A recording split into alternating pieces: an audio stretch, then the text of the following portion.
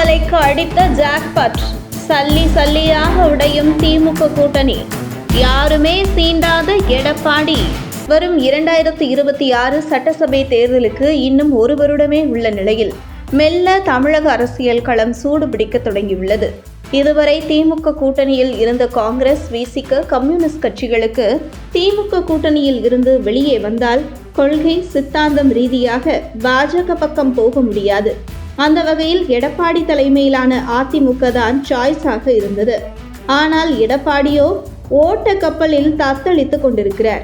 அவருடன் சேர்ந்தால் நாமும் கடலுக்குள் மூழ்கி விடுவோம் என எடப்பாடி சிவப்பு கம்பளம் விரித்து காத்திருந்தாலும் திமுக கூட்டணியில் இருந்து யாரும் வெளியே வரவில்லை. அதே நேரத்தில் திமுக கூட்டணியை விட்டால் இவர்களுக்கு நாதி இல்லை என கூட்டணி கட்சிகளை தன்னுடைய கட்டுக்குள் வைத்திருந்தது திமுக.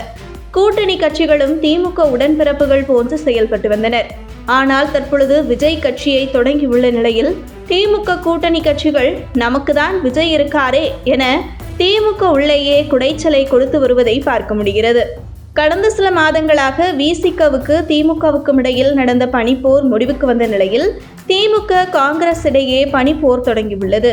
விஜய் தன்னுடைய கட்சி முதல் மாநாட்டிலேயே தன்னுடன் கூட்டணிக்கு வருகின்றவர்களுக்கு ஆட்சியில் பங்கு, அதிகாரத்தில் பங்கு என மெகா ஆஃபர் கொடுத்த பின்பே திமுக கூட்டணியில் இருக்கும் விசிக, காங்கிரஸ் போன்ற கட்சிகளின் பார்வை விஜய் பக்கம் திரும்பியது. அதே நேரத்தில் அதிமுகவுடன் கூட்டணிக்குள் இழுத்து வருவதற்காக விஜயிடம் எடப்பாடி தரப்பு பேச்சுவார்த்தை நடத்த முயற்சித்துள்ளது. ஆனால் அதிமுகவுடன் கூட்டணி இல்லை, அவரை தேவையில்லாமல் தூக்கி சுமக்க விருப்பம் இல்லை என ஒரே போடாக விஜய் தரப்பு தெரிவித்துள்ளதாக கூறப்படுகிறது. இந்த நிலையில் ஈரோடு இடைத்தேர்தலில் மீண்டும் காங்கிரஸ் கட்சிக்கு வாய்ப்பு கிடைக்கும் என எதிர்பார்க்கப்பட்ட நிலையில் திமுக போட்டியிடுவது காங்கிரஸ் திமுக இடையே பனிப்போர் வெடித்துள்ளது. தமிழக காங்கிரஸ் தலைவர் செல்வ பெருந்தகை சமீபத்தில் அளித்த பேட்டி கூட்டணிக்குள் சர்ச்சையாக வெடித்துள்ளது. அதில் தேர்தலுக்காகத்தான் பொங்கல் பரிசு கொடுக்கிறோம் என்று திமுக கூறியது பெரும் அதிர்ச்சியை ஏற்படுத்தியுள்ளது என தெரிவித்தவர், திமுக ஆட்சி மீது கோபம் உள்ளதாக மாநில காங்கிரஸ் தலைவர் செல்வ பெருந்தகை கூறியுள்ளார். மேலும் 1000 ரூபாய் தராதது பற்றி துரைமுருகன் கூறியதை ஏற்க முடியாது என்றும் ஆளும் கட்சியின் மீது சில நிறை குறைகள் இருக்கத்தான் செய்யும் என பெருந்தகை தெரிவித்துள்ளது திமுக கூட்டணியுடன் மோதல் போக்கை கடைபிடிக்க காங்கிரஸ் தொடங்கியுள்ளதை வெளிப்படுத்துகிறது. இந்த நிலையில் திமுக கூட்டணியில் இருக்கும் காங்கிரஸ், கம்யூனிஸ்ட், விசிக போன்ற கட்சிகள் விஜயுடன் மறைமுக கூட்டணி பேச்சுவார்த்தை நடத்தி வருவதாக கூறப்படும் நிலையில் வரும் 2026 சட்டசபை தேர்தலில் திமுக கேட்ட தொகுதியை கொடுக்கவில்லை என்றால் விஜய் பக்கம் தாவ காங்கிரஸ், கம்யூனிஸ்ட், விசிக தயாராக உள்ளதாக கூறப்படுகிறது. அதே நேரத்தில் அண்ணாமலை தலைமையிலான பாஜக கூட்டணியில் கடந்த 2024 தேர்தலில் இடம்பெற்ற டிடிவி தினகரன், பாமக போன்ற கூட்டணி வலுவாக உள்ளது.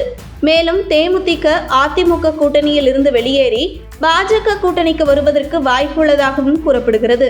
அதே நேரத்தில் எடப்பாடி தலைமையிலான அதிமுகவுடன் எந்த ஒரு கட்சியும் கூட்டணிக்கு வருவதற்கு தயாராக இல்லை என்பதால் தமிழக அரசியல் யாருமே சீண்டாத கட்சியின் தலைவராக எடப்பாடி உள்ளார் என அரசியல் விமர்சகர்கள் தெரிவித்து வருகிறார்கள்.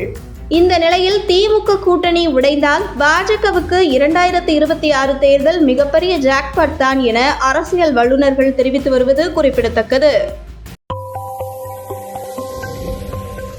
உங்கள் தின சேவல்